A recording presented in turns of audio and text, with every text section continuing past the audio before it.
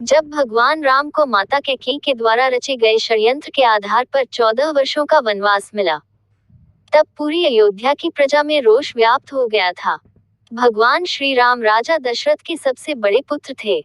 इस कारण अयोध्या की प्रजा शुरू से ही अपना अगला राजा उन्हें मान चुकी थी।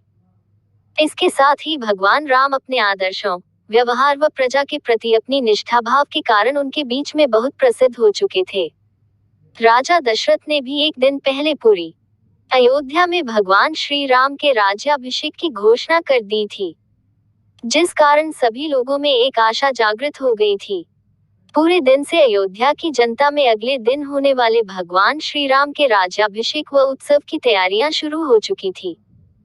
इसी खुशी में कई लोग तो रात भर सोए तक नहीं थे, किंतु अगले ही दिन जैसे ही यह घोषणा हुई कि भगवान श्री राम को 14 वर्षों का कठोर वनवास मिला है, उनके छोटे भाई भरत को अयोध्या का अगला राजा बनाया गया है, तो लोगों ने भरत को राजा मानने से ही मना कर दिया। स्वयं भगवान श्री राम ने उन्हें समझाया, लेकिन वे नहीं माने। वे सभी मन से श्री राम को ही अपना राजा मानते थे व उनको वन में नहीं जाने का दबाव बना रहे थे। लेकिन भगवान राम अपने पिता के वचन को निभाने के लिए अपनी पत्नी सीता व भाई लक्ष्मण के साथ रथ से वन की ओर निकल पड़े। ये रथ दशरथ के मंत्री सुमंत चला रहे थे। पूरी अयोध्या भी उसी रथ के पीछे पीछे पैदल चलने लगी। भगवान राम रथ में बैठकर तमसा नदी के घाट पर पहुंचे, जो अयोध्या से लगभग 20 किलोमीटर दूर है। अयोध्या की प्रजा भी उनके पीछे पीछे वहां तक पैदल आ गई। ये देखकर भगवान श्री राम ने रथ वहां रुकवा दिया व उन्हें वापस लौट जाने का अनुरोध किया, लेकिन प्रजा उन्हें अकेले जाने देने को तैयार नहीं हुई।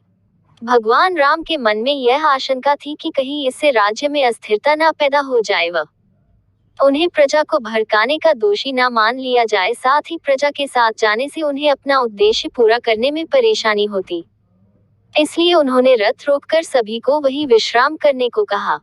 उन्होंने प्रजा को कहा कि अब वे सुबह अपनी यात्रा प्रारंभ करेंगे।